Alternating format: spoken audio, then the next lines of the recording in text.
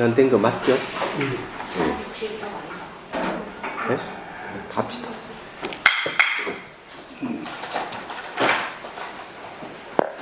스님께 법을 청하는 삼배예를 올리겠습니다.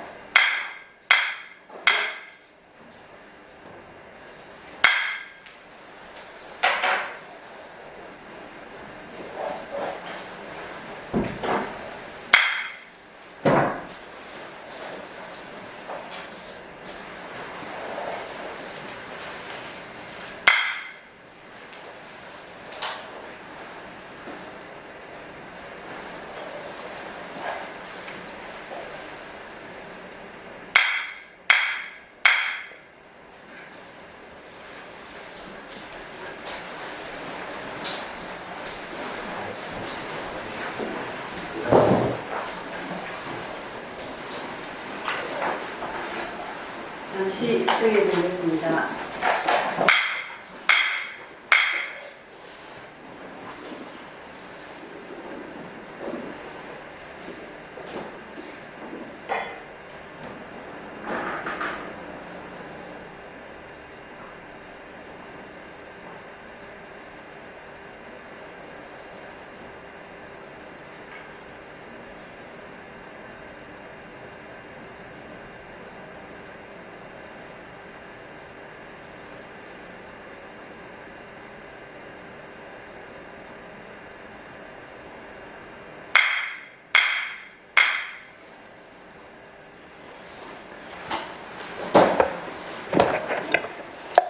자, 기경계 합시다.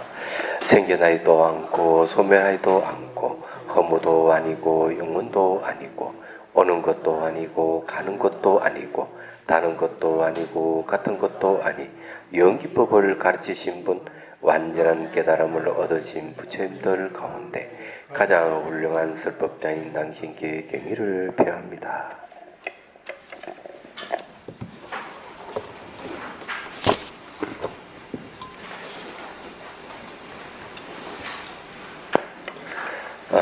오늘은 37페이지 저서 부분 하죠.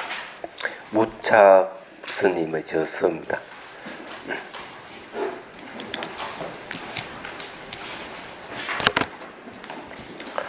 자, 무착의 대표적인 저서는 대승을 포괄한 논서라는 제목의 섭대승론이다. 섭대승론은 제목명과 같이 대승 사상을 일목요연하게 총정리한 유식 사상의 논서이다. 기회 봐서 대승론도 한번 강의를 해봤으면 좋겠어요. 네. 이것은 총 10장으로 구성되어 있는데 특히 제1장 아리아식, 제2장 삼성설, 제3장이 중요하며 내용적으로도 거의 대부분을 차지합니다. 제5장은 수행론, 제6장은 육바라밀, 제7장은 십지, 제8장은 대승의 삼학, 제9장과 제10장은 수행 결과에 대해 기술하고 있다. 이것도 수행 결과 기술하고 있다면 볼만하겠는데 1장과 제2장은 학자들에게 주목을 받아 이미 많은 연구가 이루어져 있다. 섭대승론의 주석서로는 세천의 섭대승론석과 무성의 섭대승론석이 현존한다. 그러나 양 주석서 모두 티베트어과 한역은 존재하지만 산스크리트어본은 현존하지 않는다.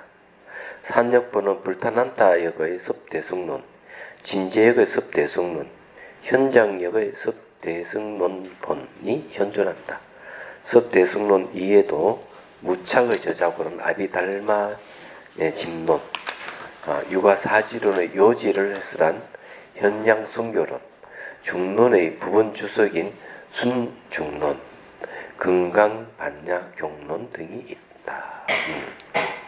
세친도 무착도 저술 꽤 많네, 그죠? 자, 세친 이후 유식 사상가에 대해서 좀 보죠. 예, 첫 번째 안인데 안에는 일분설을 주장합니다. 일분설. 예, 먼저 봅시다. 안의 저서로는 중변분별론의 주석서인 중견분별론석소 대성장음경론의 주석서인 대성장음경론세주 대성아비달마잡진론 중론의 부분 주석인 대성중관성론 유식 30송의 주석서인 유식 30송석 등이 남아있다. 안에는 무상 유식학파의 학맥을 개성하였다고 전해지고 있으며 호흡법과 거의 동시대에 활약한 것으로 알려져 있다. 그는 대성사상의 유식, 논리학, 중간학뿐만 아니라 아비달마에도 정통하였다고 한다.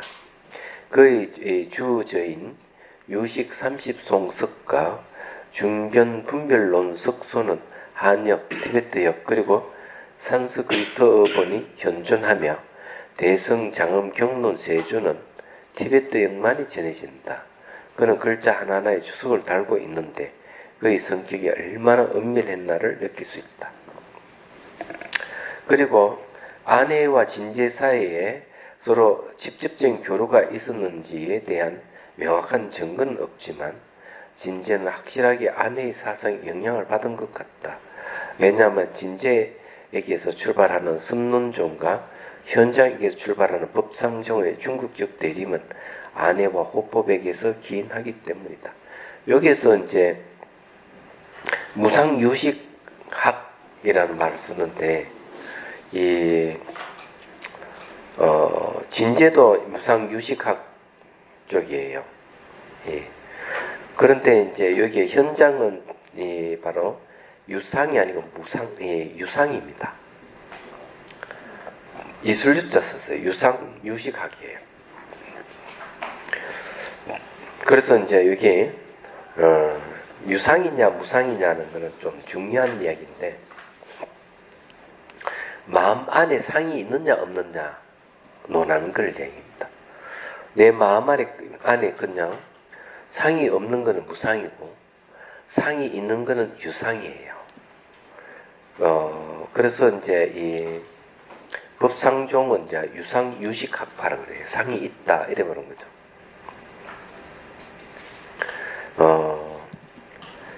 저게 뭐고 진나보살은 이상성을 이제 주장을 하는데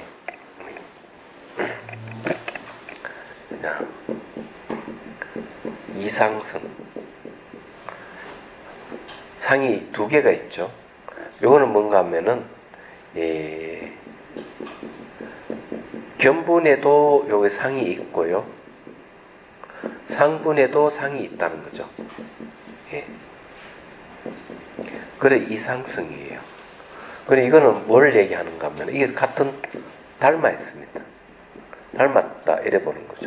마치 자식이 부모를 닮듯이 이렇게 얘기를 하고 있습니다. 그래 이게 이상성이에요. 그래 이런 거는 이제 유상유식학파에 속하죠. 상이 있기 때문에 마치 마음은 뭐 거울같이 상이 아무것도 없다 이러면은 남지 않는다면 모르지만은 근데 이거는 어떻게 이제 해석이 가능하냐 하는 문제 얘기하자면은 근데 예를 들어 가지고 이제 아이에게 사과를 이제 준다 갖는 애기한테 그는 사과는 아이가 굴리고 던지고 사과가 뭔지 모르니까 그때는 이 견본에는 상이 없는 거죠. 근데 어머니가 이건 사과야 알려주고 먹는 걸 시연하면은 그 다음부터는 아이에게는 뭐가 상이 생기는 거죠. 상이 생기기 때문에 이 비슷한 사과 모양만 보면은 사과하고 검지고 먹으려고 얘기하잖아. 그런 일이 딱 벌어지는 거죠. 그래서 이제 이 주관의 상과 객관의 상이 닮았다 이래 보는 거죠. 이런 거는 유상유식이라고 보는 게 이제 맞을 거예요.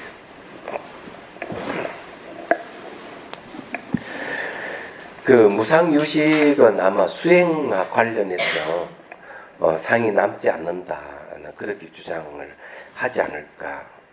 저는 이 무상유식학에 대해서 정확하게 제가 정보가 없어서 옛날에 알았는데 좀 잊어버린 것 같아요.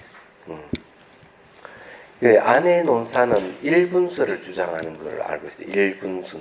난타는 2분수를, 호법은 4분수를 주장합니다. 그는 견분, 상분, 자정분, 정자정분을 주장하는 게 호법 논사예요. 얘기하자면. 아마 이런 이야기가 뒤에 어디 나올 것 같은데 한번 39페이지를 보시죠. 호법의 저서로는 한역분으로만 남아있는 성유식론뿐이다. 이 성유식론이 호법논사의 저술이라고 하는 게 맞을까 하는 의문이 들기도 합니다.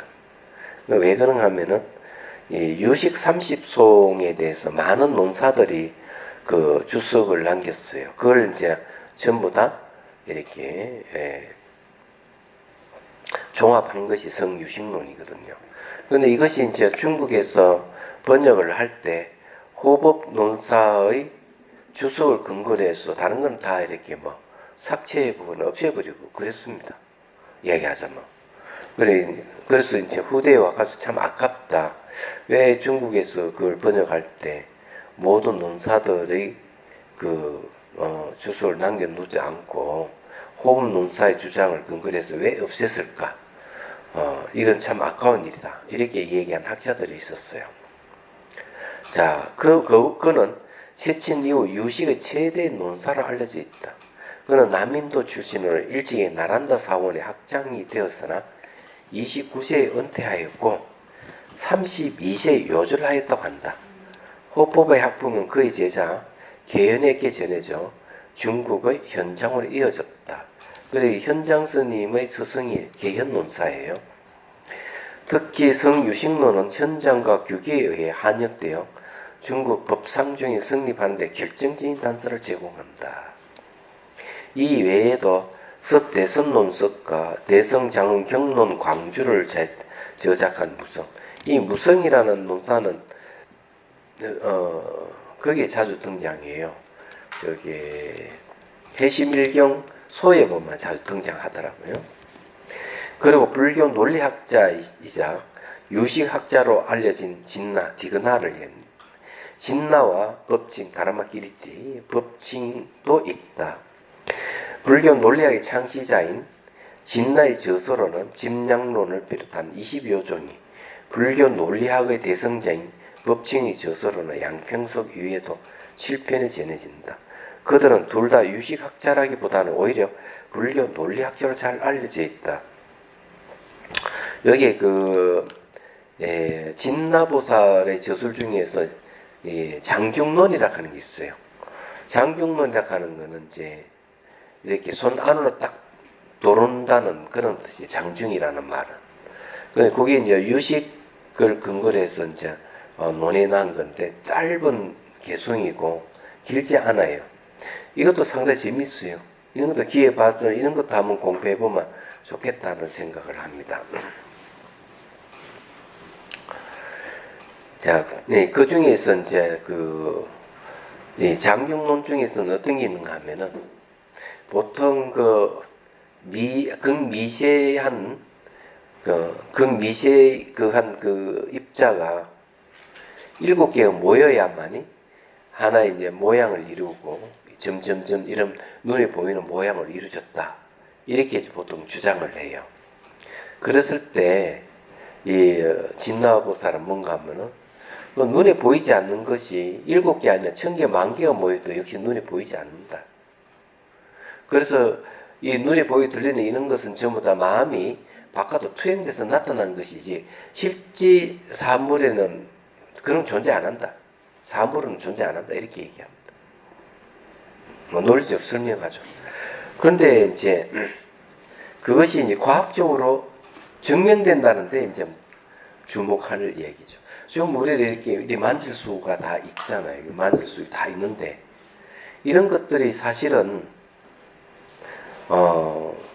실제 하지 않는다는 얘기예요. 아니 이건 촉촉하 이게 분명히 감각이 있는데 왜 실제 하지 않는다고 얘기할까 하면은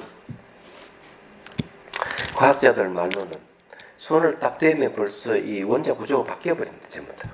그래서 한 번도 사물을 지를 수가 없대요. 그래서 우리가 그럼 지고 있는 이거는 뭐냐는 거죠, 이게. 이거는 손에 있는 전자기력과 이 사물이 갖고 있는 전자기력이 서로 밀어내니까 이게 딱딱하게 느끼지고 맛이 있는가 느끼지만은 99.9%다 비어 있는 것들이에요. 이렇게 보는 거죠. 그래서 이 색깔, 모양은 전부 다 가시광선이 눈으로 들어오면서 그 파장을 전부 다 색깔로 붉은색, 노란색, 파란색, 긴 거는 긴 파장은 붉은색, 짧은 파장은 파란색 이런 식으로 인식한다는 거죠.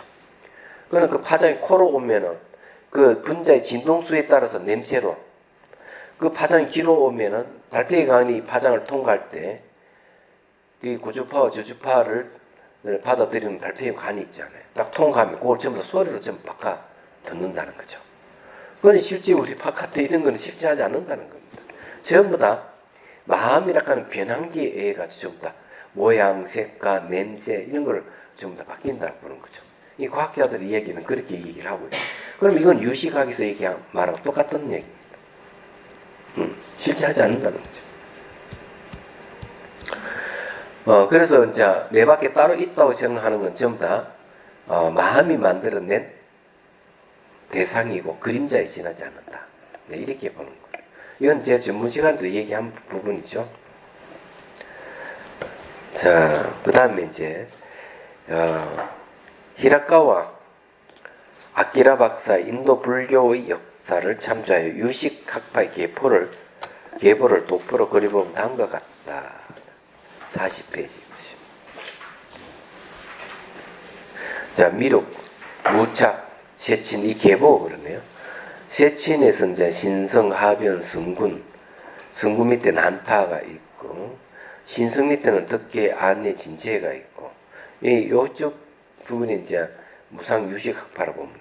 하변 밑에 이제 진나, 무성, 호법, 이거는 그 다음에 계연, 법칭, 성어, 성자, 지월. 요 하나 더 얘기하면은 이제 계연 옆에는 이제 누가 있는가 하면은 현장이 있겠죠. 이건 유상 유식학파. 밑줄 친 거는 10대 노사라고 했네요. 예. 10대 노사가 신성, 덕계, 안해. 그 다음 하변, 성군, 난타, 호법, 성우, 성자, 지월. 근데 이 진나도 유명한데 왜 이런 사람이 10대 노사에 안 들어가는지 잘 모르겠네. 이유가 있겠지. 자, 제2장 유식 30송 및 유식 30송의 저자와 한역자에 대해 논하다. 지금 우리가 이제 이런 그 유식 30송 내용이 바로 안 들어가고 이런 이야기 보는 거는 족보도 알고 유식 30송 내용도 미리 이제 한번 살펴보는 거죠. 그랬을 때 본문에 들어갔을 때 우리가 제대로 이제 유식 30송에 대한 의미가 분명해지지 않을까. 네, 그런 거죠. 자, 유식 30송의 의미에 대해서 이제 공부를 해보죠. 유식 30송은 세친이 유식 사상을 불과 30개의 개성으로 요약, 정리한 대성불교의 논서이다. 유식 30송의 산스크리트어 제목은 오직 인식작용에 관한 30개송이다. 우선 유식 30송이라는 책 제목부터 설명하겠다. 먼저 유식이란 세계에 존재하는 모든 것은 인식작용에 지나지 않는다는 의미다. 오직 마음뿐이다는 뜻이죠. 인식작용뿐이다는 거는요. 거기에 이제 산스크리트어에 보면은 비전야 파티라는 말입니다. 비전야 파티는 식이라는 말이에요. 식은 대개 이제 성격이 좀 있어요. 왜 인식이라는 말을 쓰는가 하면 우리가 마음을 논할 때 힘, 또 의, 그 다음에 식 이렇게 씁니다. 심하는 이거는 대개 저장의 뜻이 있고요. 의하는 거는 이거는 분별의 뜻이 있습니다. 식하는 거는 이거는 대상을 인식하다는 거죠. 그래 항상 이 식은 뭔가 하면은 주와 객이 서로 이 상대할 때, 주객이 상대할 때 우리는 이때 이 식을 얘기를 합니다. 의자는 보면은 이 파자를 해보면은 예. 설립자에 날자, 마음심자가 되죠. 날마다 마음을 세운다 이런 뜻이에요. 날마다 마음을 세운다 이런 뜻이 의자가 이렇게 파자를 해보면 이거는 분별의 뜻이 있습니다. 얘기하자면. 그래서 이거는 대상을 분별한다는 건데 이거는 인식한다는 뜻이 있어요. 그래서 다 같은 마음이에요.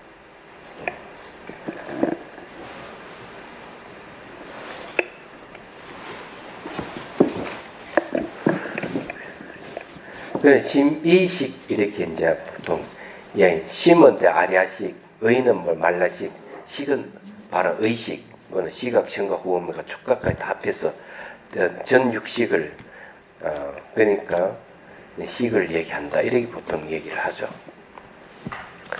자, 그 다음에 보자. 즉 외부 대상의 존재를 부정하는 것이다. 구체적으로 말하면 식이란 인식작용의 의미이고 마트라는 영어의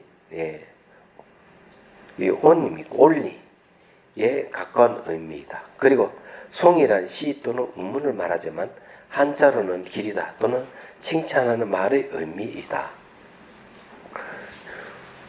자, 산스크리트에 의해서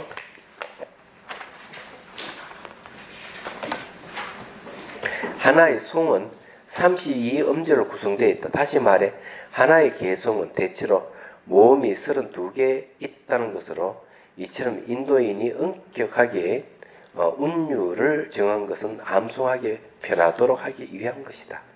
그래서 인도는 암송 문화가 발전하였다. 인도에는 성스럽고 거룩한 것을 문자로 표현하지 않았기 때문에 인도 정통학파의 성전은 초기에 암송으로 전성되었다. 이것은 불교의 경전도 마찬가지다. 전통교는 불교의 붓다의 가르침은 수세기에 걸쳐 제자들의 입에서 입으로 전송되었는데 이름은 사자상전 또는 사자상승의 전성법이다. 사는 스승, 자는 제자, 상견은 서로 이어받다, 받아 전하다. 상승은 서로 이어간다는 의미로 이처럼 진리의 가르침을 스승으로부터 제자가 이어받고 또한 그 제자가 그 제자에게 전해주는 방식을 말한다. 여기 이제 내용을 보면은 부처님 당시의 경전이라는 것은 전부 스님들이 경전이었어요. 왜냐하면 스님들은 다 외우고 있기 때문에. 그게 이제 제1차 결집 때도 보면은 이제 뭐가 있는가 하면은 500명의 아란이 모여가지고 경전을 결집하기로 했습니다. 치력거리면서. 그러니까 그게 지금 가야 지방에 영치산이 있습니다. 그 영치산에 그 근처에 치력불이 있어요. 성지순례는 그쪽도 해야 되는데 대기 산에 올라갔다 내려와 보니까 그냥 안 가니까 이제 문제인데. 그런데 안한 존자가 없으면은 결집을 하기가 곤란한 거예요. 근데 안한 존자 자체는 아란이 아니에요, 그때는. 수다원가 정도밖에 체득을 못했어요. 그래서 이제 이 마가스비 너 안 된다. 못 들어게 한 거죠. 그러니까 이제 안한 존자가 저녁에부터 이제 수행을 합니다. 그래 밤을 이제 꼴딱 세우죠. 그래 이제 걷기 명상 왔다 갔다 그러면서 이제 발바닥 감각 관찰하면서 명상을 이제 하는데 좀 피곤해서 그 침대에 딱 앉아서 뒤로 눕는 순간에 이렇게 딱 눕는 순간에 이 사담, 안남, 아랑까지 한 번에 쫙 다 잃어버려요. 그래 아침이 돼가지고 이제 치료기에 들어가려니까 딱 문을 닫아버리는 거죠. 닫아버리고 너가 아란이라면은 들어올 수가 있다. 그래서 몸체로 그냥 그 문을 통과해서 들어갔다는 이야기가 있는데 그는 이제 신족통이라고 그래. 신족통. 몸체로 그냥 벽을 통과해가 들어가 버린 그런 아주 유명한 스님이 있는데 그 누군가 하면은 16대 까르마파 존자예요. 지금 17대잖아요. 16대 까르마파 존자가 어떻게 했는가 미국 가서 얘기 들어보니까 유리로 만든 방 안에 있다가 그냥 그래서 유리벽을 통과해서 나오는 것. 이걸 이제 한번 비디오 찍었다 그러더라고요. 이런 건 이제 신족통이 속하는 거죠. 이건 실제로 가능한 얘기. 대단해요. 그 밀라레파 10만송이도 보면 이제 비슷한 얘기가 나오죠. 거기도 뭐가 있는가 하면은 이 밀라레파가 이제 그 마을에서 동굴로 돌아갈 때 그 다음날 눈이 많이 내린 거예요. 3개월 내내 눈이 내려서 제자들과 마을 사람들이 이제 구제도를 이제 구성해서 이제 눈이 그치자마자 이제 가는 거죠. 혹시 동굴에서 사시다가 음식도 뭐 굶어 죽을지 어떨지는 알 수가 없으니까 한참 가다 보니까 바위 위에 웬 포범 한 마리가 입을 쫙 벌려 하품을 하면서 싹 사라지더래요. 그래서 이제 제자들 생각을 아이고 우리 스승님이 혹시 다 재 맥힌 게 아니겠나 뼈라도 수습해야지 하고 동굴 곁으로 가는데 동굴 안에서 벌써 막 노래소리가 들리는 거예요. 밀라레빠가 사람들이 오는 줄 알고 음식을 준비하는 소리예요. 그래서 제자들이 아이고 포범을 봤는데 스승님이 돌아가셨을까봐 걱정했습니다. 이러니까 씩 웃으면서 그 포범이 누군지 아니? 내가 바로 포범이었어. 이게 이제 신족통이에요. 사람 몸을 이제 이 짐승의 몸으로도 막 바꾸는 거죠. 대단한 신통 얘기예요. 예, 근데 그런 게 이제 있습니다. 우리나라에서는 번가는 이가 유정스님이었죠. 예, 임진왜란 때. 자, 이제 또 봅시다.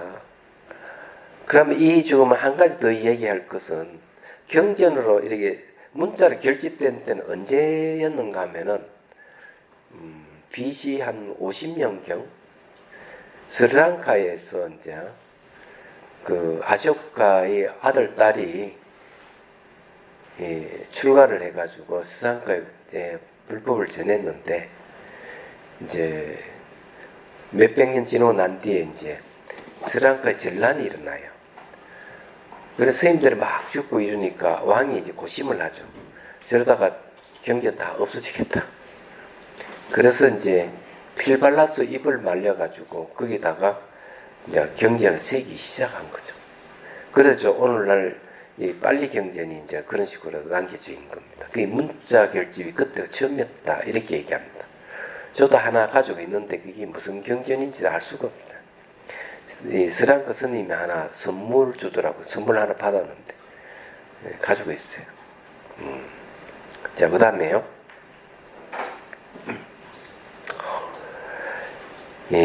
여기서 잠시 불교의 경전 최초로 어떻게 결집되었는지 살펴보겠다. 부타가 인멸하고 4개월이 지난 뒤에 두타제일이 마가서 부의주도 아래 500명의 비구들이 왕사선 근처 영치산 칠익굴에 모였다. 이른바 제1차 결집이다. 경전은 단문제일 안난다가 암송하고 율정은 지게제일을 우바리 존자가 암송하여 참석 비구의 확인 작업을 거쳤다. 그래서 경전에 처음 등장하는 여시안문의 나는 안난다인 것이다. 근데 여기서 주목해야 하는 것은 결집이라고 번역한 산스크리트어이다. 이것은 함께 암송하다 또는 함께 노래하다는 의미다. 이거는 무슨 말인가 하면은 이 안난존자가 자기가 이제 경전을 암송하면은 그 500명이나 한 대중들이 듣고 있다. 아, 나도 그때 어느 자리에 저 법문을 나도 알아. 그러면 다 같이 합송을 해가지고 결집을 하는 거예요. 그래서 여기서 이제 암송하다, 함께 노래하다 하는 말이 그래서 나온 거예요. 그런데 그때 당시에는 부처님 당시에는 전부 다 경전을 암송했기 때문에 그래요. 자, 따라서 결집이란 부타의 가르침을 직접 귀로 들은 제자들이 모여 함께 암송하며 수정 작업을 했다는 뜻이다. 이처럼 불교도는 부타의 가르침을 문자화하기 이전까지 약 600년 동안 암송의 정통을 지키고 있었다는 것을 알 수 있다. 그리고 또 하나 유의해야 할 것은 여시한문이다. 우리는 여시한문을 나는 이어가지 들었습니다. 라는 능동 문자를 번역한다. 그런데 들었습니다의 산스크리트 수르타는 과거 수동 분사였으므로 수르타의 정확한 번역은 들려졌다이다. 보통 한글은 능동문을 선호하며 번역할 때 수동문으로 된 원문 그대로 해석하게 되면 어색한 문장이 되기 때문에 능동문을 바꾸어 버리는 경향이 있다. 그런데 이 산스크리트 문장을 능동형으로 번역하면 중대한 오류를 범하게 된다. 만약 여시한문을 능동형으로 번역하면 문장의 능동적인 주체가 안 난다가 되어버린다. 하지만 어디까지나 우리에게 가르침을 설하신 분은 붓다이므로 주체는 붓다이다. 다시 말해 붓다가 우리에게 진리를 설해주었기 때문에 우리는 단지 수동적으로 붓다의 가르침을 들을 수 있을 뿐이다. 그러면 한글 문장으로 어색하지만 여시한문은 붓다의 가르침이 이와같이 나에게 들려졌습니다. 라고 번역하는 것이 타당하다. 제가 그 강원도에 있는 강원대학에 한번 그 특강 요청을 제가 받았어요. 김풍기 교수 요청해서. 그래 가서 이제 그게 이제 보니까 김 교수의 수업 중에 이제 그렇게 초청해서 듣는 게 있는가. 그래 그 이제 목사도 뭐 초청하고 뭐 그런 신부도 초청하고 스님도 초청하고 그런 그 이제 가서 불교에 대해서 이제 저한테 어느 분이 그냥 학생인지 학생도 있고 일반 뭐 학자인지 이렇게 또 있더라고. 질문을 하는데 내용이 그런 거죠. 불교는 어느 때부터 시작됐습니까? 이런 얘기를 질문을 하더라. 그래서 내가 이렇게 얘기해야지. 네. 불교는 당신이 나한테 질문하고 내가 대답하는 순간 불교는 시작됩니다. 불교의 이야기니까. 그런 식으로 이제 문답을 한 적이 있어요. 얘기하자면은. 마찬가지로 여시아몬 이름만 안 한다가 들은 것으로 얘기하지만 본인이 직접 경전을 독송하게 되면은 그 여시아몬 누구냐? 나는 이와 같이 들었다. 나는 누구 자기가 되는 거예요. 얘기하자면. 그러면 법을 설하는 주체가 누가 되느냐? 자기가 되는 거예요.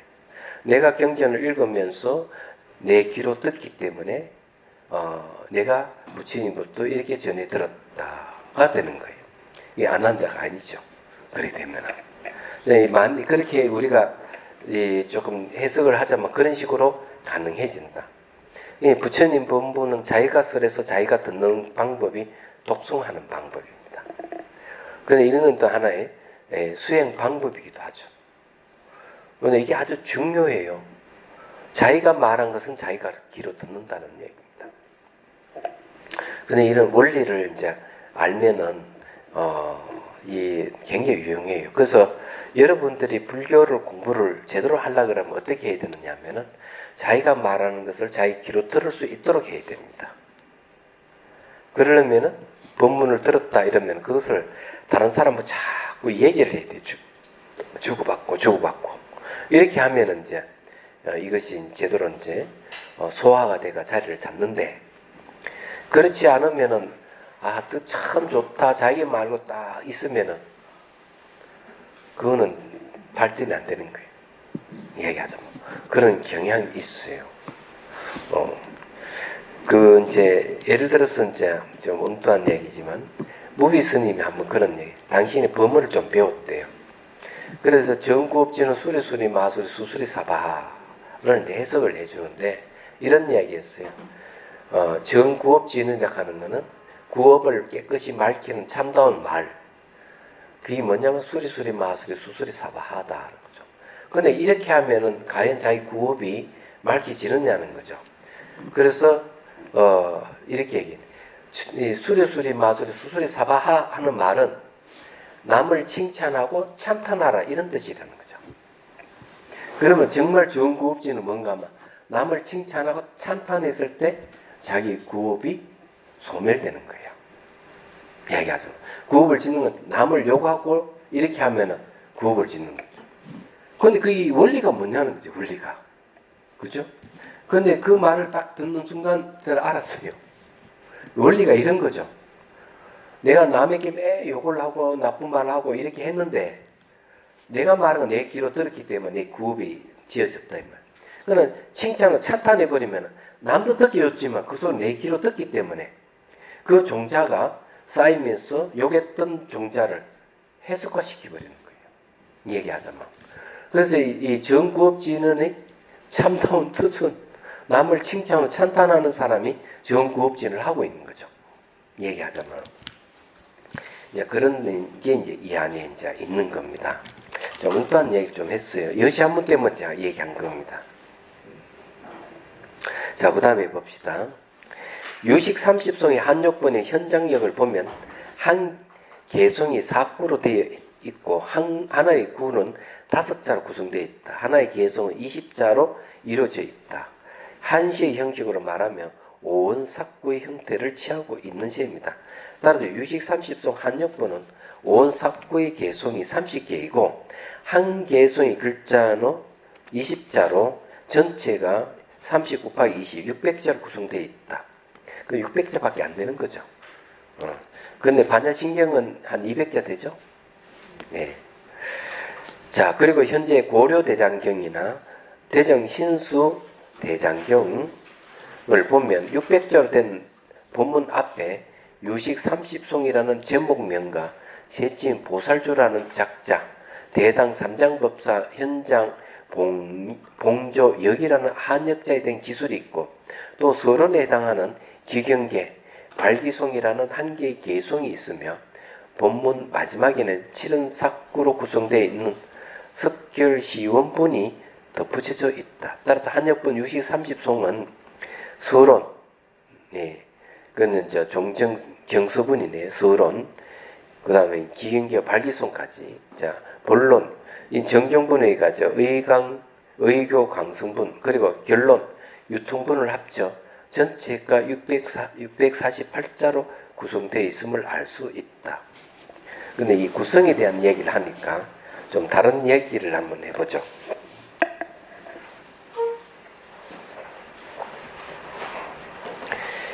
해시밀경 소를 저작하신 원척 스님은 해시밀경을 어떻게 분류를 했을까? 참 독특해요. 경, 첫 번째 경이에요.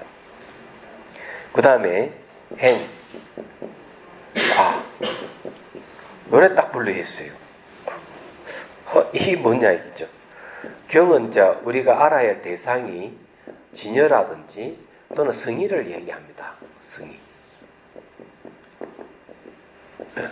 이 알아야 할 대상이니까 경이란 말을 표현한 거죠. 그 다음에 이거는 내가 이걸 알았으면은 내가 수행해야 돼. 수행하면은 결과를 얻는다. 이래 돼 있어요. 분류가 참 재밌어요.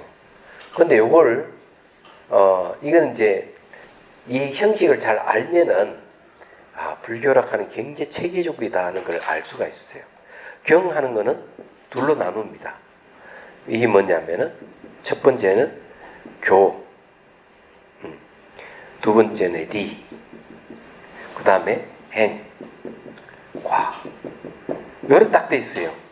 교라고 하는 거는 가르침이잖아요. 가르침에 뭐가 있어요? 이치가 있는 거죠. 내가 이게 가르칠 교자는 내가 본문을 듣는다면은 요거는 듣는 거하고 관련이 있는 거죠. 내가 듣는다 그러면 요거는 사유하는 거지. 사유. 그럼 요거는 뭐냐면은 당연 수행이죠. 네. 닦는 걸 얘기하면 수행해서 닦는 거죠. 그래서 문사수가 돼요. 그 다음 문사수를 하게 되면 결과가 딱 오는 거예요. 요렇게 딱 돼 있어요. 그럼 요거는 그냥 결과는 과로 했다. 문사수과 이렇게 되는 거예요. 왜 다르게 분류를 하면은 교는 뭔가 하면은 믿음이죠. 왜? 내가 본문을 듣고 이제 이해가 막 생기면 믿음이 생기는. 왜? 이게 믿음이 생기는데 그 믿음에는 또 이해가 또 동반되어 있는 거죠. 그죠? 교리를 믿고 이치를 안다. 그러죠? 그래서 신의 행, 요런 데 있습니다. 딱 보십시오. 딱 맞아 들어가죠. 이게 바로 이제 모든 거는 여기서 벗어나지 않는다. 그래서 원적 스님은 이걸 뭐라고 얘기하느냐. 이게 바로 수행 체계를 얘기하는 겁니다. 여기에서 벗어난 거라면 그 수행이 아니다. 요가가 아니다. 딱 이렇게 얘기하는 거예요. 근데 불교에는 신의 행정을 또 어디로 저기 뭐고 하음경을 신의 행정으로 나누잖아요. 그거는 교리 행가하고 똑같은 말이죠. 근데 이게 이제 우리가 그 수행 체계로 저런 식으로 나눌 수가 있다. 알아두면은 유용하게 쓰이죠. 불교를 잘 논해가지고 이해하는 데 있어서 저만큼 좋은 것이 없죠. 얘기하자면. 자, 그 다음에 이제 유식 30송의 구성과 주석서에 대한 공부를 해보죠. 구성. 유식 30송은 산스크리트어본, 티베트어본, 한역본이 현존하고 있습니다. 저자는 세친이다. 한역은 중국 당나라 시대의 삼장법사로 잘 알려진 현장이다. 유식 30송의 전체적인 내용은 대략 다음과 같다. 제1개성은 모든 것은 식이정변하였다는 식정변. 모든 것은 식정변은 아와 법. 모든 것은 아와 법입니다. 아락한 자기를 얘기하죠. 법이라 하는 보이는 모든 걸 얘기하는 거죠. 이게 모든 것은 식이다. 마음이다. 마음은 마음인데 마음이 변화하였던 것이다. 그러니까 이제 능가경에서는 뭐라고 얘기하는가 하면 보이게 들리는 이 세계는 마음의 그림자다. 마음이 투영돼서 나타난 세계다. 이렇게 얘기하는 거죠. 자, 제2개송 후반부터 제2개송은 식의 종류, 이숙식, 사랑식, 요빌경식. 이숙식은 아리아식, 사는식은 말라식인 잠재의식을 얘기해요. 요빌경식은 바로 표층의식, 의식을 얘기하죠. 네. 그리고 그게 시각, 청각, 호흡의 촉각까지 다 합해서 하는 얘기예요. 제2개송 후반부터는 제4개송까지는 심층의식인 아리아식에 대한 것. 제5개송부터 제7개송은 모든 것을 자기 중심적으로 생각하는 말라식. 제8개송부터 제9개송까지는 의식. 제10개송부터 14개송까지는 51개의 심소. 제15개송에서 제16개송까지는 전호식에 대한 각각 기술을 하고 있다. 그리고 제17송부터 19송까지는 유식 무경의 농정. 제20송에서 25송까지는 삼성설 및 삼무자성. 제26송부터 제30송까지 유식의 실천 과정이 수행론을 자량이, 가행이, 통달이, 수습이, 구경이 5단계로 나누어 기술하고 있다. 이건 아주 그 구성에 대해서, 구조에 대해서 뒤집어서 다 아주 보여주는 거예요. 현재 유식 30송에 대한 1차 절은 다음과 같은 것이 있다. 이 산스크리트어본이 있고, 티베트어본이 있고, 한역본이 있네요. 네. 자, 주석서에 대해 보죠. 유식 30은 현존한 주석서 중 유일하게 산스크리트어본으로 남아있는 것은 안의 유식 30송석이고, 그 안의 주석에 대한 조복천의 복주가 티베트역으로만 현존한다. 근데 티베트역이라고 했는데, 티베트어는 말이죠. 왜 생기느냐 하면, 이 산스크리트어 이 경전으로, 산스크리트어로 된 경전을 번역하기 위해서 티베트어가 등장해요. 쉽게 말해 티베트어는 경전을 번역하기 위해서 티베트어가 만들어진 거예요. 그래서 이 티베트어를 싹 바꾸면 산스크리트어로 다 바꿀 수가 있어요. 얘기하자면. 그래서 어순이 뭔가 모양도 비슷비슷해요. 알고 보면은. 그러고 보면 티베트 사람들 대단하다고 생각해요. 경전을 번역하기 위해서 자기 나라의 글자를 만들었으니까. 근데 그런 걸 생각해 보면은 참 대단하다 이런 생각합니다. 유식 30송에 대한 또 하나의 주석서는 호법의 성유식론이다. 이 주석서는 현장에 한역본만이 유일하게 남아있고 산스크리트어본과 티베트어본은 전해지지 않는다. 현장의 제자이자 중국 법상조의 창시자인 자원대사 규기는 성유식론의 주석서인 성유식론 술기에서 성유식론 호법의 사상을 중심으로 10대 논사들의 의견을 반영하여 편집하고 한영하였다라고 기술한다. 편집했다 하는 것은 삭제했다는 거죠. 10대 논사의 말을 그대로 실은 게 아니라 너무 방대하니까 그 방대한 그걸 번역하려니 머리가 아팠겠지. 그래서 보고 그냥 게으른 마음에 편집을 했지 않을까 이런 추측을 합니다. 그렇지만 거기에는 이제 의도가 뭐가 있어요? 호법 논사를 높이려고 하는 거죠. 왜 그런가 하면 현장의 스승이 개헌 논사고 개헌 논사의 스승이 호법 논사니까 그 계보를 생각하면은 자기의 할아버지 되죠. 스승님의 스승님의 주가를 높이기 위해서 이렇게 생각밖에 안 돼요. 말하자면 저희 스승님의 스승님은 대단하신 분이었어요. 바로 여기에 저기가 되고 그 범어사에서도 사셨는데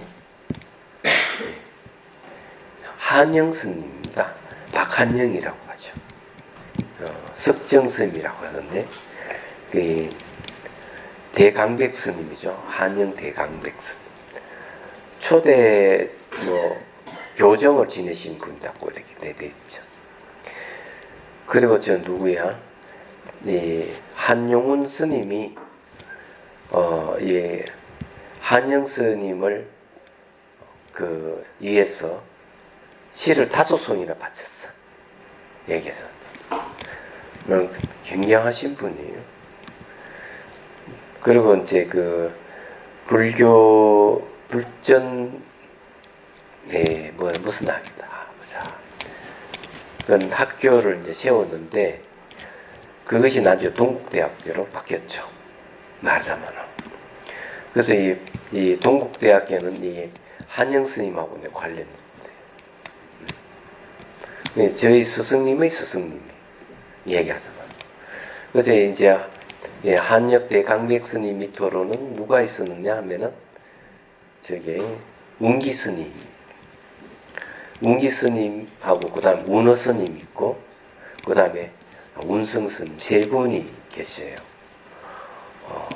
그는 이제 운어 스님 밑으로는 잘 알다시피 이제 누구야? 가산 스님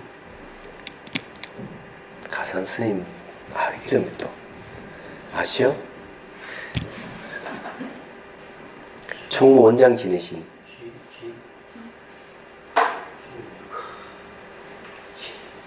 지관 스님 계시죠. 그리고 또 원은 스님도 계시고 그래 계십니다. 운기 스님 밑으로는 통독사에 지금 이제 육주를 계시는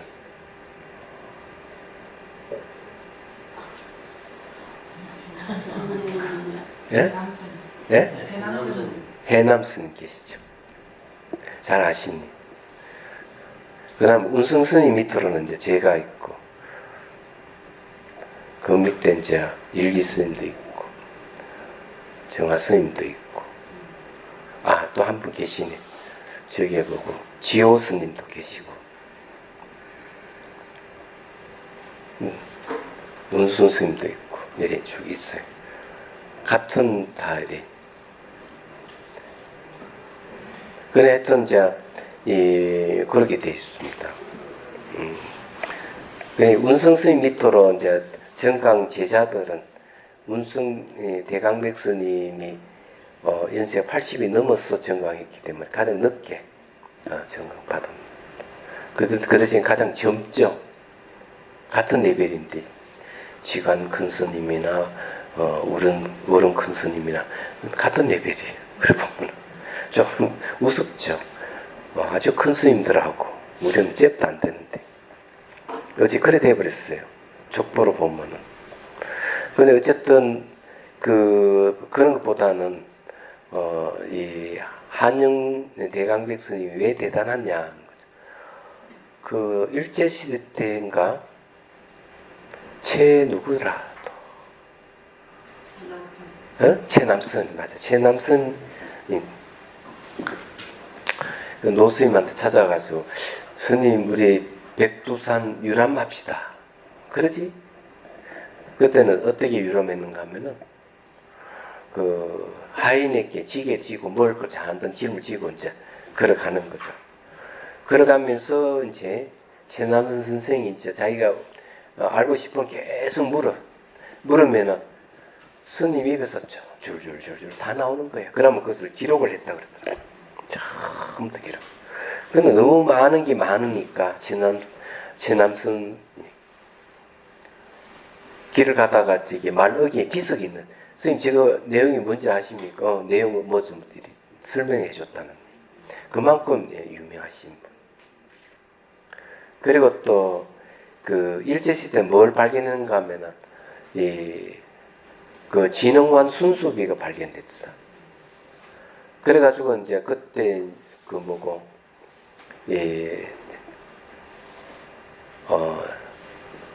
진흥 스님인가 강백 스님하고 이제 그 갑니다.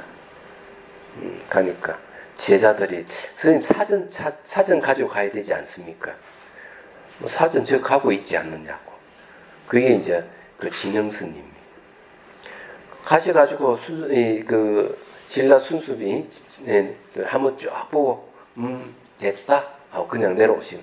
글도 안 적고 와가지고 이제 화선제 촥 펴놓고 그냥 줄줄줄줄 쓰시는 다 기억을 한 거지 머리로. 옛날 저게 강백 스님들은 그런 대단한 그런 능력을 가지고 있는 것 같아요. 상상이 안 돼. 그 운기 스님도 저게 얘기 들어보면 어디 그 불국사에서 강의를 하실 때 보면은 딱 질문하면 그거 이러면 칠판 여기서부터 끝까지 한문으로 쫙 다 쓰신다는 거죠. 얘기하죠 뭐. 그건 기억력이 대단하신 것 같아. 그런 거 보면. 어쨌든 자랑 좀 했습니다. 스승님 대단하시다고. 예. 우리는 도저히 따라가지 못하는. 네. 자, 그 다음에 이제 봅시다. 자, 이와 같은 방법으로 번역한 것을 함유역이라고 한다. 예. 현재 학계에서 유식 30송에 대한 연구는 주로 안해의 주석서인 유식 30송석과 호법의 주석서인 성유식론을 중심으로 이루어지고 있다. 네. 자, 유식 30은 저자 세친에 대해서 공부를 좀 해보죠. 세친 연대와 세친 이인설이 있네요. 지금부터는 유식 30송의 저자인 세친에 대해 기술을 하고자 한다. 그의 생물 연대는 정확하게 알 수 없지만 크게 두 주장으로 나눌 수 있다.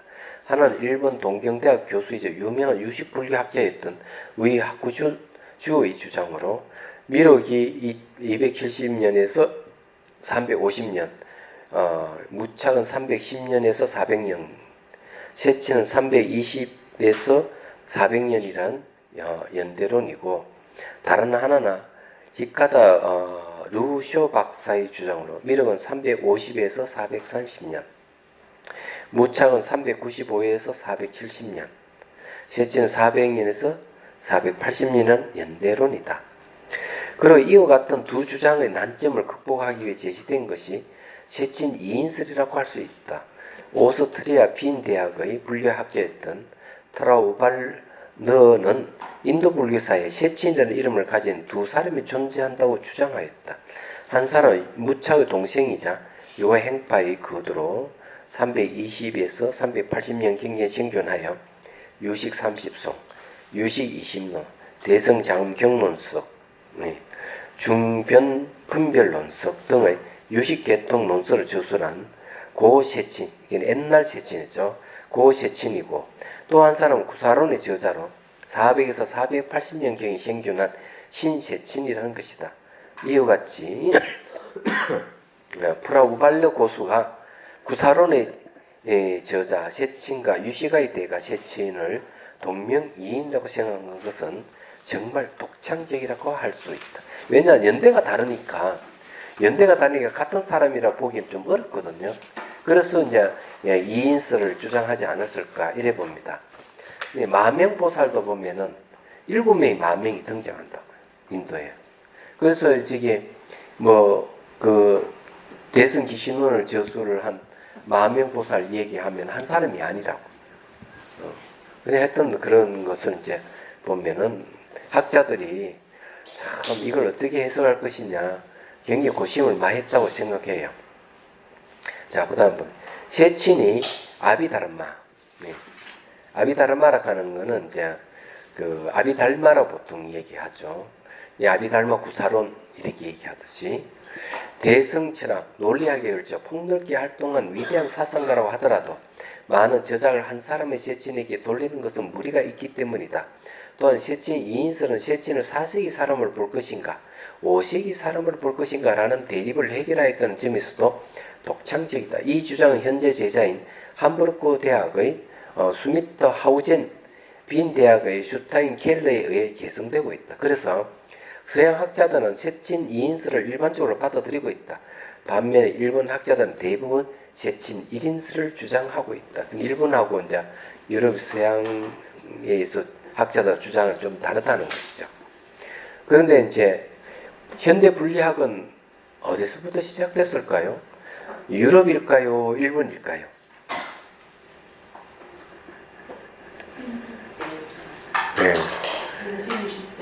네. 저게 현대 분리학의 시작은 일본이 아닙니다. 유럽입니다. 네. 그게 이제 일본 유신 시대 때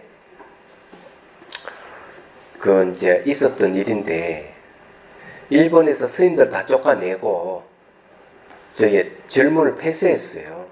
우리는 옛날 거 고수하면 안 되고 이제 개방을 하고 이제 외국 문물을 받아들여야 된다. 그러고는 이제 유럽에 있는 유명한 석학들을 초청해서 강의를 들었어요. 그때.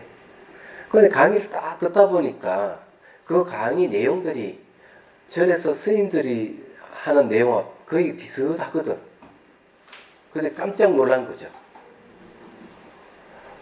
그래서 알아본 결과 유럽에 이제 바로 현대 불교학이 있다는 걸 알게 된 거죠. 그래서 다시 질문을 열고 스님들 다시 이제 절로 돌아가게 하고 성녀와 그 학자들을 유럽으로 이제 유학 보낸 겁니다. 얘기하자면. 그러면 유럽의 불교의 현대 불교학의 시작은 어떻게 시작됐을까? 근데 궁금하잖아요. 그것도 알고 보면은 유럽에서 동남아시아를 식민지화 할 때, 그러니까 뭐 스리랑카, 버마, 라오스, 태국을 제외한 식민지화 했을 때 제일 먼저 연구한 게 뭔 줄 아십니까? 그 나라 종교였어요. 그 종교가 이 불교라고 하는 걸 알게 된 거죠. 그 불교를 연구한 사람들이 목사, 신부, 전도사들이었습니다. 그네들에 의해 가지고 불교학이 이제 현대 불교학이 시작이 된 것이죠. 얘기하자면. 왜 이제 그네들이 놀랬는가 하면은 보통 종교라 그러면 릴리전이래가 신과 인간의 관계를 설명하는 건데 불교는 전혀 신을 매개로 하는 종교가 아니라 하는 사실을 알게 된 거예요. 그래서 연구하면서 현대 불교학이 등장하게 됐습니다.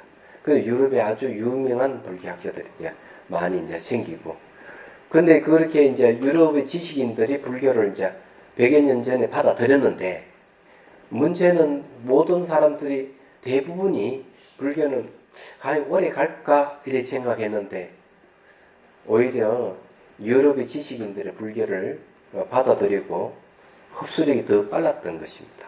그리고 그것이 이제 단순하게 학문이 아니고 신앙의 형태로 그 다음 수행으로 바뀌어갔던 거예요. 얘기하자면. 그래 아주 대단한 발전이에요. 그래 유럽의 그 종교를 보면은 이 불교가 그래도 상당하게 지금 어필을 하고 있습니다.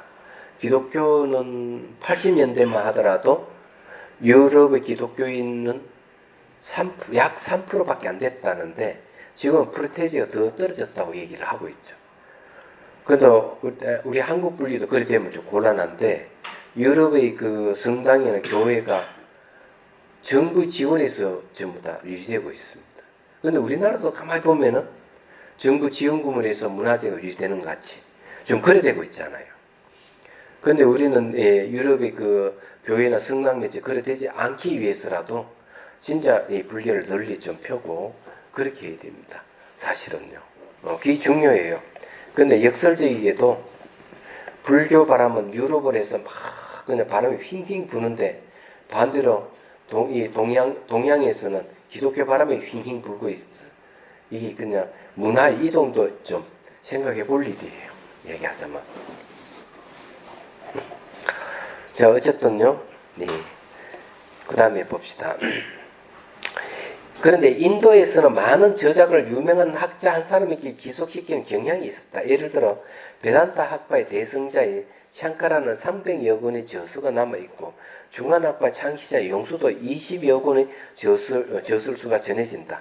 그러면 이와 같은 인도의 풍토를 따라 많은 저서들이 세친 저작으로 둔갑할 가능성은 아주 높다고 봐야 할 것이다. 특히 정토론마저 세친의 저작에 포함시킨다면 세친이라는 인물은 다소 존재했을 가능성이 크다고 보인다. 인도인들은 역사적인 기록에 대해 무관심하였다. 야, 이게 세친이 많은 다소 존재한다면 앞으로 지훈이라고 하는 이름도 후세에 남겨진다면 지훈이라는 이름을 쓰는 사람 10명도 더 넘는데 참 가는 얘기가 좀 곤란할 것 같아요. 그죠? 자, 그래서 예? 요즘 기록이 좋아. 그래요? 그래서 영국의 어느 역사학자는 인도는 역사가 없는 나라라고 표현하기도 했다. 이 말은 인도가 정말로 역사가 없다는 의미가 아니라 연대를 정확하게 기록하지 않았다는 뜻이다. 인도인에게 10년, 20년 차이는 관심의 대상이 되지 않았을 것이다. 사실 부다조차도 언제 태어나 언제 죽었는 정확하게 알 수 없는 실정이다. 그것에 대해 몇 개의 학설을 전성하지만 가장 오래된 것과 가장 새로운 것 사이에는 100여 년의 차이가 있다. 이와 같은데 세친의 생존 연대는 당연히 알 수 없는 것인지도 모른다. 그럴 수도 있죠. 세친이 생애 진짜 세친 보살에 대해서 완전히 지금 뭐 족보를 다 뒤지고 있다 보면 틀림없어요. 이게.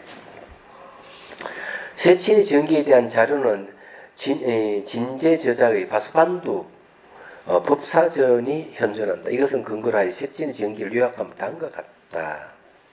세친 보살은 부다가 임일한 지 900년 후에 간다라의 프라 현재 파키스탄의 페사와르에서 바람문 집안의 차남으로 태어났다. 그럼 장남은 누구냐? 무착이겠죠. 무착하고 세친은 같은 형제가 아니에요. 처음에는 설일치 유부에 출가하여 굽다 왕조의 수도인 아요디아에 머물렀다. 그의 스승 부타 미타라가 상케 학파의 빈더 야바신과의 대론에서 피하자 70진실론을 저술하여 상케의 학설을 논파하였고 또한 경량부 입장에서 설지유부의 사상을 정리한 구사론을 저술하여 높은 명성을 얻었다. 한편 설일치유부의 유명한 학성 중현은 세친의 경량부의 입장을 비판한 순정리론을 지어 세친과 대론하기를 원했다. 그러나 이유는 알 수 없지만 세친을 피하는 바람에 대론은 성사되지 않았다. 한편 세친의 친형이 무창은 일찍이 대성불교 출가 육아행파의 학성으로 명성을 날리고 있었다. 그는 친동생이 세친을 대성불교 기이하도록 설득하였고 대성불교를 전항한 세친은 수많은 대성 논술을 저술하였으며 또한 대성 경전에 대한 많은 추수를 남겼다. 그리고 80세에 아요디아에서 죽었다. 바수반두 법사전의 기록점 세친의 형은 우리에게 잘 알려진 무착으로 서대성론의 저자이자 유식불교의 대성자이다. 세친은 처음에 부파불교의 일파인 설일치 유배 수행하고 경량부를 연구하였으나 나중에 대성불교로 전향하게 되는데 그것은 형이 무착의 견유에 의한 것이다. 이처럼 무착은 세친의 인생 방향을 결정한 중요한 존재였다. 만약 세친의 권유가 없었다면 우리는 유식 30송뿐만 아니라 세친의 다소 저작을 만날 수 없었을 것이다. 참, 이 무차하고 세친은 형제간이라는 사실, 서로 이제 불교를 추구했던 게 좀 달랐던 것 같아요. 그냥 세친의 저작은 뭐가 있는지 한번 보죠. 세친의 저작은 분량도 많지만 내용도 실로 방대하다. 그가 저작한 저서의 범위가 너무나 방대하여 서양 언어학자는 세친 이스를 주장하였다고 앞에서 기술하였다. 세친의 저작 중에 몇 개를 소개하면 다음과 같다. 십지경론, 법화경론, 정토론, 구사론, 대성승음론, 유식20론. 이 유식20론 대개 이제 외계에 대한 실제를 논증하는데 아마 주력하고 있는 부분이에요. 자, 유식 30송. 유식 30송 이거는 이제 바로 식에 대한 마음에 대해서 이제 주력했다고 보면 됩니다. 섭 대성론석, 변중 변론석, 불성론, 대성장경론석, 석계론, 삼성론. 네. 삼성론 유식 삼성론이죠. 네. 자, 참 많이 지었네. 자, 보살. 유식 삼수입송의 저자인 세친 다음에는 보살이라는 명칭이 붙는다. 보살의 산스크리트어로 보디사트바이다. 중국에는 이것을 보리살타로 음사했는데 오늘날 우리들은 보리살타를 줄여서 보살이라고 한다. 보디라고 하는 깨달음이거든요. 예, 보디란 동사 원형 깨닫다 해서 파생한 것으로 깨달음의 의미이고 사트바는 존재한다. 로부터 파생한 현재 분사 샷들을 명사화시킨 것이다. 그래서 보살이란 깨달음을 위해 노력하는 사람이라는 뜻이다. 오늘날 보살은 인도의 학성을 뛰어난 저작을 남긴 분의 종칭이다. 이 외에도 전생을 포함해 성도하기 이전의 부타나 구도sem을 가지고 수행하는 사람들 또한 간신보살이나 지장보살 같은 부타의 분신을 의미하기도 한다. 지금 우리들은 여성 제가 신자를 일반적으로 보살이라고 부르고 있는데 틀린 명칭은 아니라고 생각한다. 왜냐하면 부타의 가르침대로 깨달음을 위해 노력하는 모든 사람은 보살이 범주에 포함되기 때문이다. 저도 보살이에요. 네, 여러분도 뭐냐면 법망경 포살할 때 보살 지우는 이렇게 얘기하거든요. 그러니까 보살이죠. 그런데 여기서 뭐 빠진 게 있어요. 이분이 학자이다 보니까 좀 모르는 게 있습니다. 저 읽어보면서 그 이유를 설명해 드릴게요. 대성불 이념은 바로 보살정신과 육바람의 실천이다. 다시 말해 대성의 길로 나아가는 주체는 보살이고 그 길로 나아가는 실천은 육바람일이라는 것이다. 육바람일이란 자신의 재물이나 능력을 아낌없이 베푸는 보시바람일, 오기에 발제기에 보살을 계속해서 지키는 지기바람일, 고난을 참고 분노를 일으키지 않는 인욕바람일, 기쁨으로 수행 노력하는 정진바람일, 바른 선전을 실천하여 마음을 집중하는 선정바람일, 부타의 바른 가르침을 배워 진리를 아는 지혜를 얻는 반야바람일이다. 보살은 성문 독각의 이성에 대비되는 것이다. 목적론적으로 말하면 성문성은 아란이 되는 것이 최종 목적이고 독각성은 독각이 되는 것을 최종 목적을 한다. 그렇지만 보살성은 부처가 되는 것, 즉 무상정등각의 얻음을 목표로 한다. 따라서 대성불교에서 보살이라는 깨달음을 목표로 노력하는 유정이다. 그런데 이 저자는 그 보살이라고 하는 개념을 정확하게 모르네요. 이거 뭐가 빠졌는가 하면은 보살이라고 칭호를 할 때는 보리심을 일으켜야만 보살이란 이름을 씁니다. 보리심을 일으켜야 돼요. 그런데 육바람이를 딱 줄이면 보리심을 얘기합니다. 그럼 보리심의 내용은 뭐냐면 여러분들이 우리가 법회를 보면 사홍선을 하잖아요. 네. 모든 번뇌를 다 모든 중생을 다 건지겠습니다. 첫 번째 나오죠. 그 모든 중생 다 건지기 위해서 뭘 해야 됩니까? 모든 번뇌를 다 없애겠습니다. 모든 법문을 다 배우겠습니다. 그리고 불도를 반드시 이루겠습니다. 그래서 이걸 딱 둘러 줄이면 뭡니까? 첫 번째 뭔가 중생구제이고 두 번째 위없는 깨달음을 구하는 걸 얘기합니다.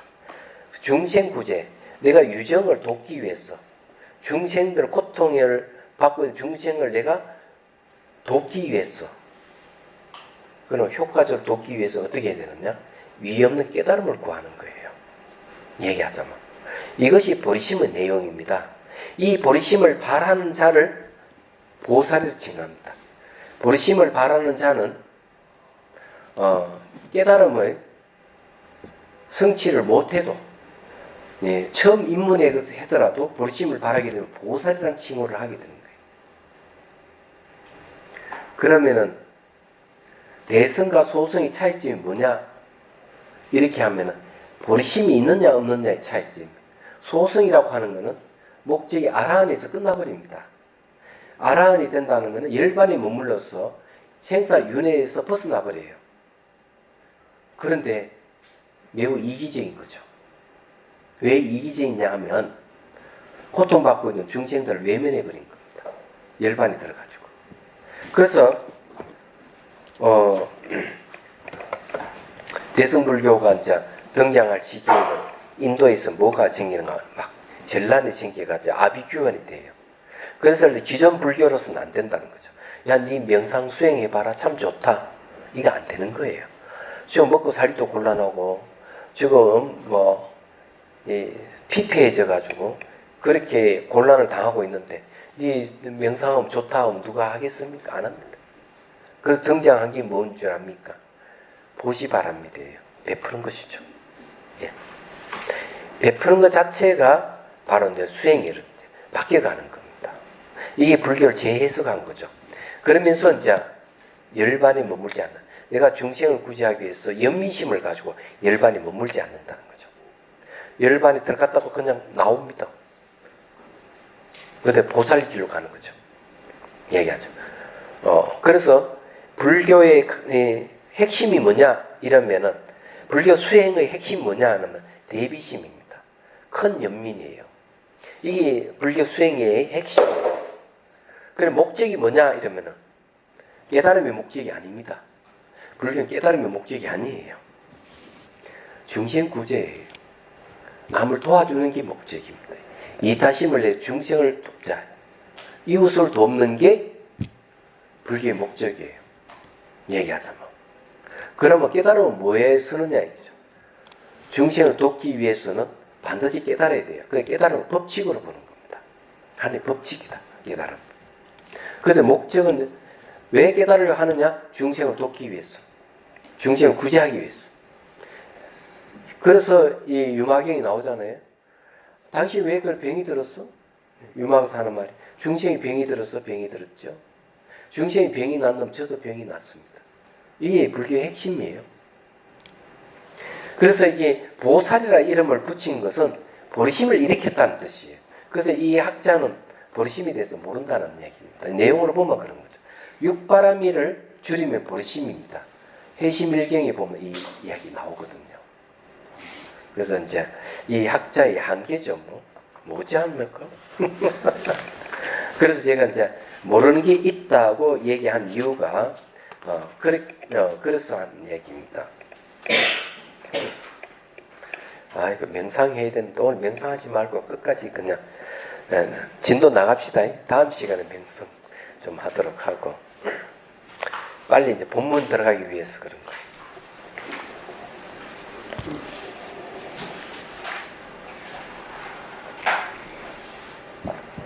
제가 무슨 말 하는지 이해가 되십니까? 네.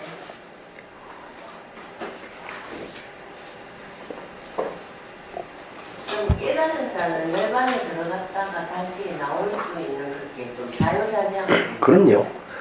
열반은 존재도 아니고 비존재도 아니에요. 열반의 다른 이름은 해탈이에요.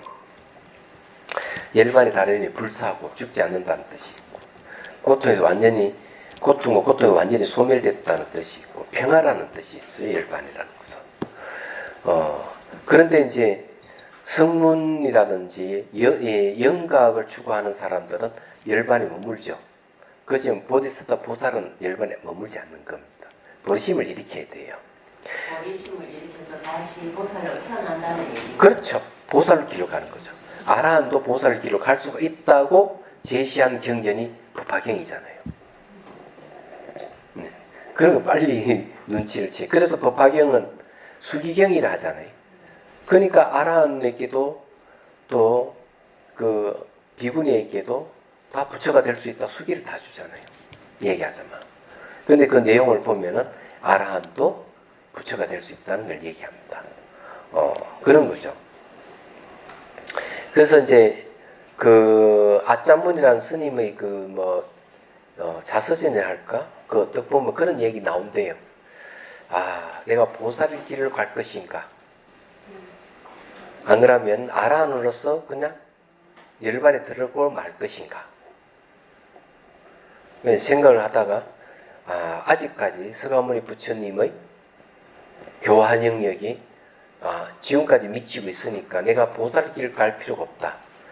그러면서 열반에 드는 얘기가 있다고 합니다. 남방불교도 보살이라는 개념을 써요. 얘기하자면. 그런데 이제 부처님도 아라한이죠. 부처님도 아라한이고, 그리고 또 현재 또 아라한이고, 그럼 차이가 뭐냐 이게요. 차이가 있는 거죠. 어떤 차이가 있는가 하면은 서가모니 부처님은 아라한이지만은 전생에 수많은 중생을 구제한 거예요. 그게 이제 불전 문학에 보면 나오죠. 자타카레가 해서 그 동물로 태어나가 구제를 하고 또 왕자로 태어나 자기 몸을 또 베풀어 가면서 구제를 하고 그래서 그래 부처가 됐기 때문에 엄청난 그 중생을 구제한 복력이 있는 거죠. 그런데 이제 부처님 가르침에 따라서 아라한 된 인들은 그런 복력이 없는 거죠. 중생 구제하는 힘이 없었던 겁니다. 얘기하자면. 그래서 차이가 바로 그런데 부처님이 갖고 있는 그 복의 힘, 교화력, 그 2500년 전에 입적하시지만 지금도 그 교화력이 미친다 하는 거는 그런 데서 오는 거예요. 얘기하자면. 다른 건 없어요. 부처님도 아라한이고 그 밑에 제자들도 아라한이지만 스승과 제자의 차이점은 바로 그런 데서 차이가 난다는 거죠. 이야기 말하자면 그런 겁니다. 그때 신문에 그게 신문인가 정확하게 모르겠는데 원효 스님의 그 탄생 그러니까 원효보살 탄생 몇 주년 이렇게 이제 그 법회를 한다고 이렇게 되어 있는데 그럴 때 이제 원효보살을 그렇게 써도 무방하기는 무방하겠지만 그런 분은 원효 승사 이런 게 저도가 그런 생각도 들고요. 그다음 환경에서 이제 초지에서 십지까지 그렇게 생긴 보살로 나오잖아요. 방금 이제 스님께서 말씀하신 그런 보살로 또 이제 광경에서 말하고 있는 원효 스님 같으면은 팔지보살이다, 칠지보살이다 이렇게 말할 그런 보살들 계율이라고 그런 것들은 관계가 있겠죠. 그리고 이제 원효 스님은 이제 대성을 표방했기 때문에 기본적으로 버르심을 일으킨 일로 봤다는 거죠. 그래서 보살은 징호를 한 거고, 그 다음에 이제 원효 스님의 행적을 통해 가지고 원효 스님 돌아가신 게 한 군데가 아니고 여러 군데 동시에 입적하셨단 말이에요. 그런 걸 들어서 그러면 원효 스님 한 분이 아니라 여러 분이었다는 거지. 여러 분이라고 하는 건 분신을 나타냈다는. 그럼 분신을 나타낼 수 있는 것은 색자재지를 얻어야 돼. 색자재지가 바로 보살, 팔지보살이에요. 그러니까 구지보살이 심자재지고 얘기하자면 그런 거죠. 그래서 팔지보살이 이상이 돼. 팔지보살은 아란입니다. 소송을 지금 아란에 해당해요. 예. 그렇기 때문에 아마 원효보살이라는 칭호를 했지 않을까.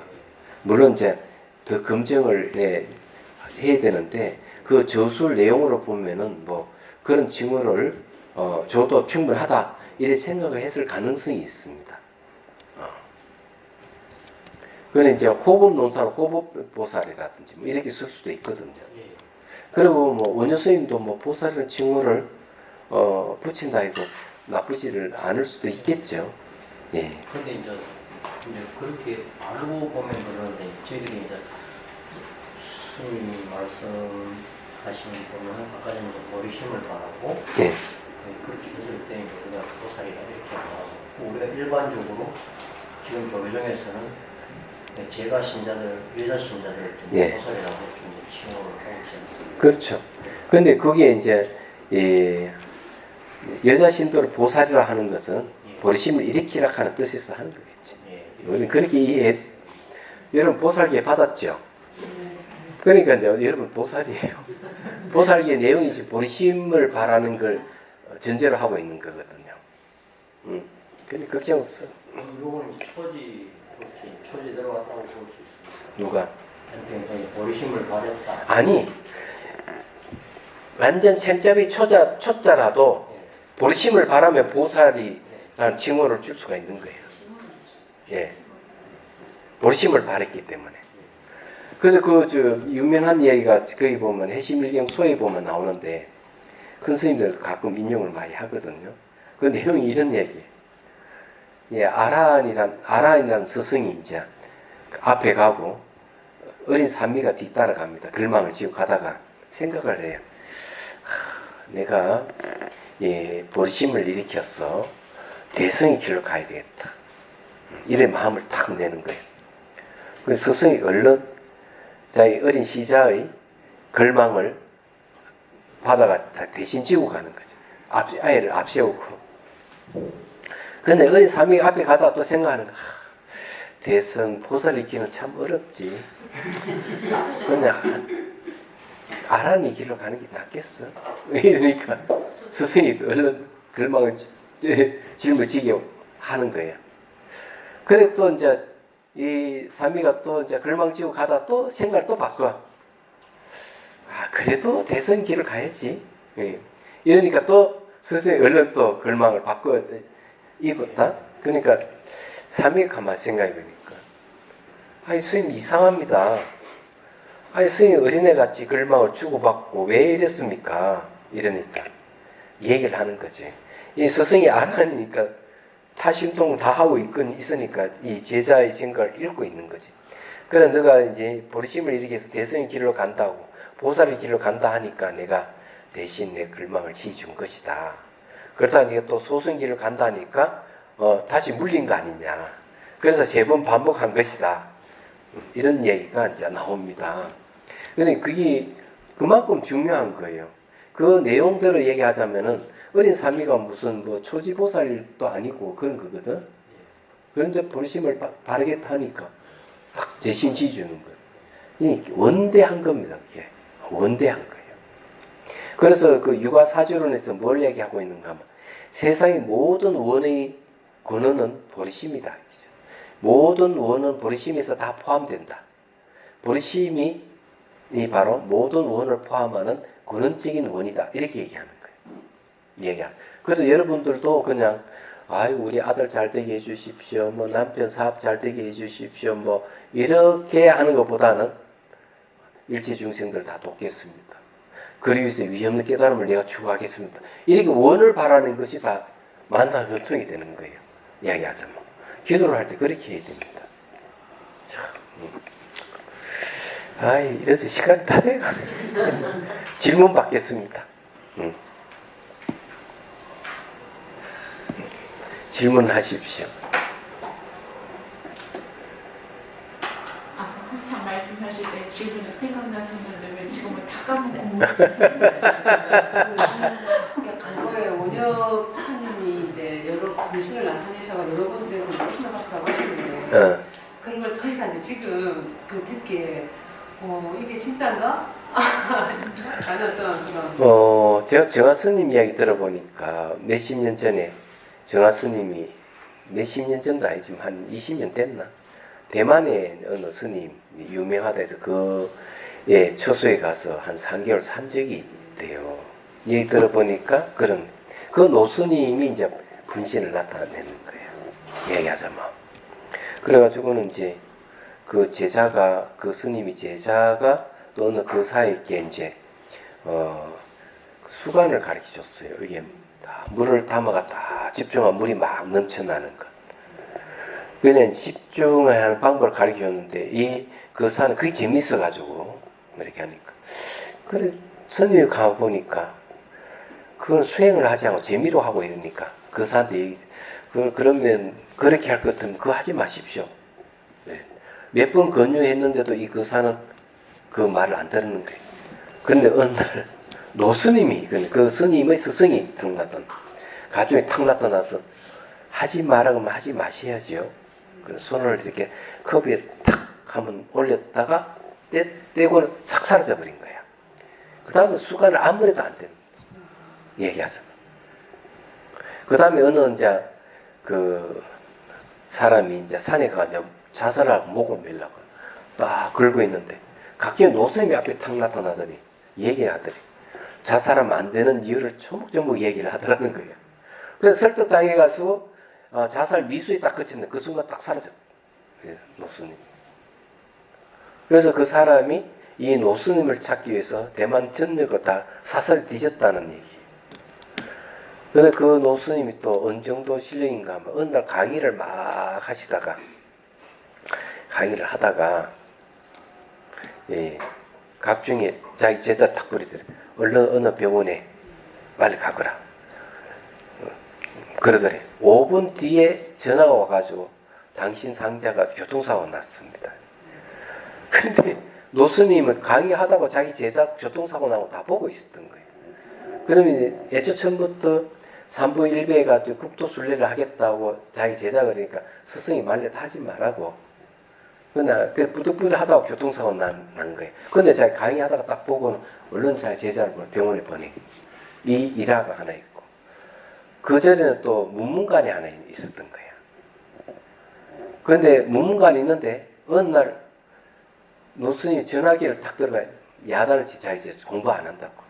아무도 안 보이는데 어떻게 알 수 있는 얘기.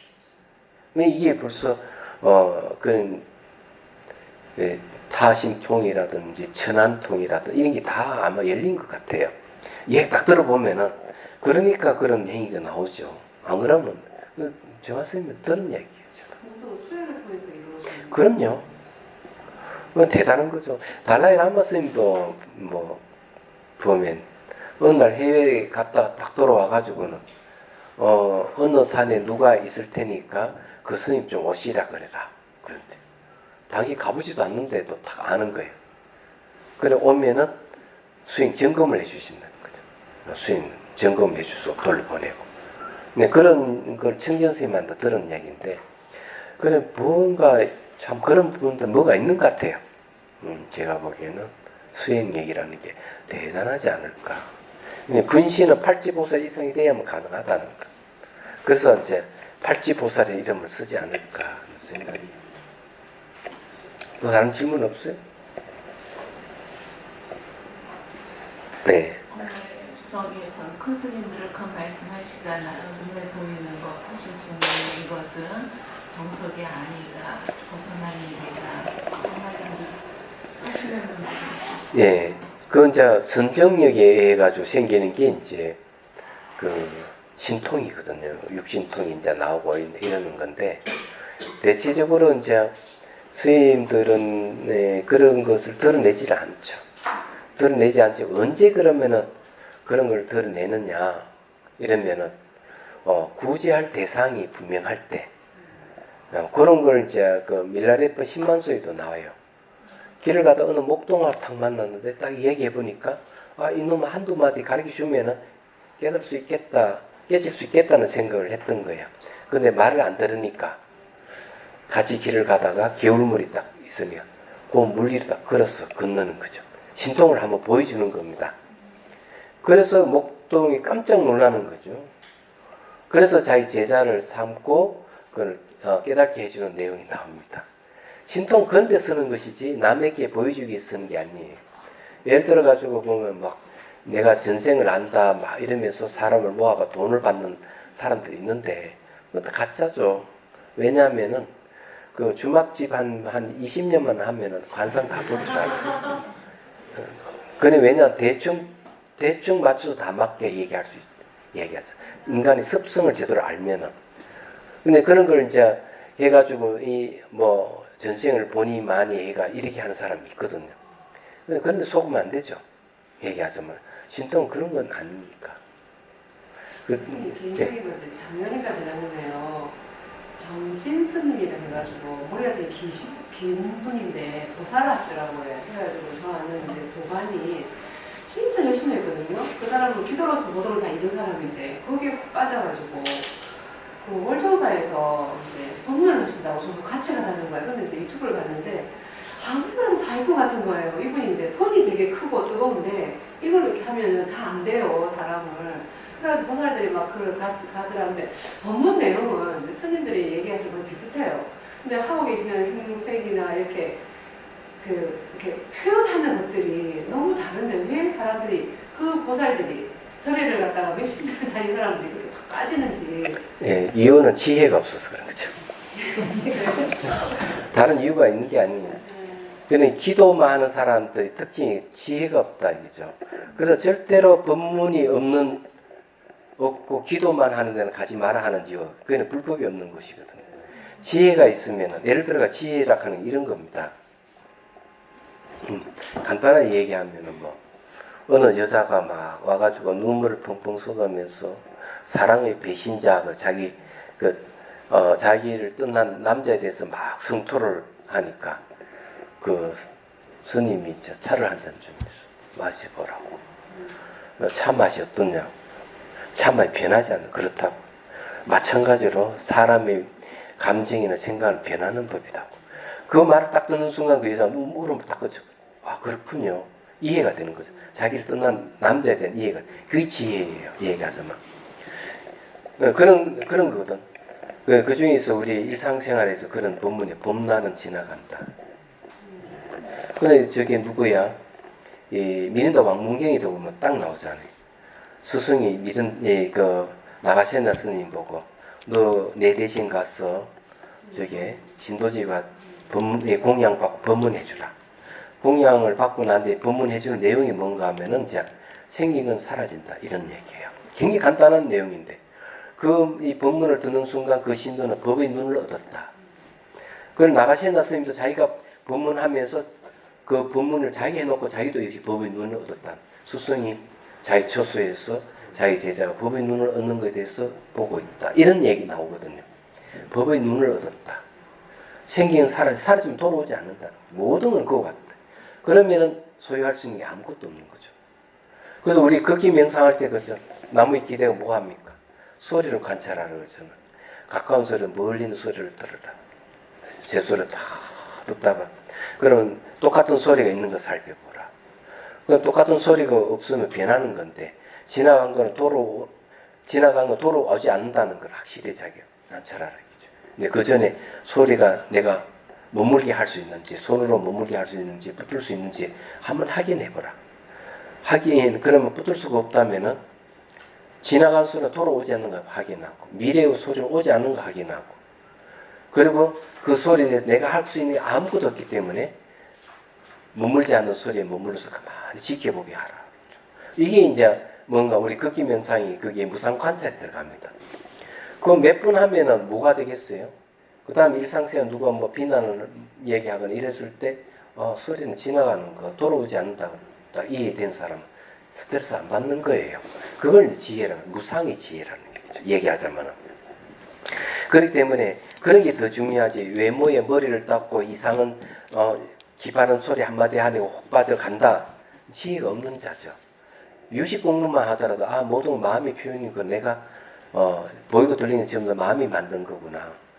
그런 이상한 옷차림에서 이상한 말을 하는 것, 내 그리 보는 것도 내 마음이 그렇게 끌려서 그렇게 보고 있는 거. 이렇게 이해하면 유식이 제대로 이해를 한 거죠. 그럼 안 가게 되는 거죠. 지금 내 마음이 문제지 그 사람은 아무 관계 없다고 하면 알게 되는 거죠. 그런데 이런 것이 뭔가 지혜라는 얘기죠. 그 지혜가 없으면 이제 그냥 끌려가는 거죠. 말하자면. 손대면 다 낫는다? 저도 할 수 있어요. 안 합니다. 어떤 애기가 송강사에 때 애기가 잘 이렇게 앉지도 못하고 이러면 내가 이렇게 손을 한번 싹 이렇게 해주면은 애가 앉아요. 얘기하자면. 그 허리를 못 펴는데 태어나면서 장애를 안고 있는 아이죠. 그런데 그렇게 해본들 무슨 소용이 있느냐 이게 좀 지나면 원상으로 돌아가 버리잖아요. 얘기하자면. 그래서 이게 할 수 있어요. 기치료도 할 수 있고 콧물 줄줄 흐르는 것도 1, 2분 안으로 콧물이 딱 멈추게 할 수도 있습니다. 저는. 그거 한 가지만 하더라도 제 명성을 얻을 수 있겠죠. 근데 조잡하기 짝이 없는 거죠. 얘기하자면. 진짜 조잡하기 짝이 없는. 그런데 기공 같은 거 안 해요. 나 기공은 저기 뭐고 20분 만에 터득한 사람이 전부 다 얘기하자면. 그래서 그 방법을 배워가지고 조선족 그 기공사한테 배워가지고 기치료가 다 해요. 하지만 안 하잖아요. 왜?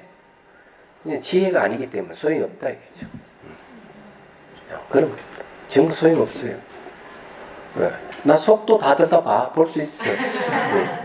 그러면 다 사람들 헐기가 오겠죠. 추종하는 사람이 생기겠지만 그거는 속이는 것밖에 더 됩니까? 지혜가 없는 행동인데 안 되죠. 그런 사례를 들으면 저도 많이 있어요. 안 합니다. 너무 천박하기 때문에 안 하는 거예요. 자, 봅시다. 해안기 합시다. 중생들을 구하려는 마음으로 깨달음의 정수를 이룰 때까지 부처님과 법과 성도에 항상 기여합니다. 지혜와 자비를 갖추고 유정을 위해 노력함으로써 부처님 앞에 머물겠습니다. 원만한 버리심을 일깨우겠습니다. 호응계가 있는 한 중생이 있는 한 저도 함께 따라 머물며 중생의 고통을 없애는 자로 남겠습니다.